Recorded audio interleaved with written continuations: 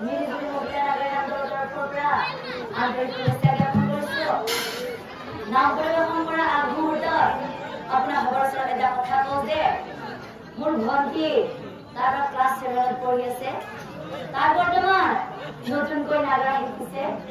তাই যদি নাগৰা বজাওঁতে বা আমি নাম পৰিৱেশন কৰোঁতে কিবা ভুল ভ্ৰান্তি হয় আপোনালোকে যে নিজৰ ছোৱালী ভণ্টি বুলি শুধৰাই লয়।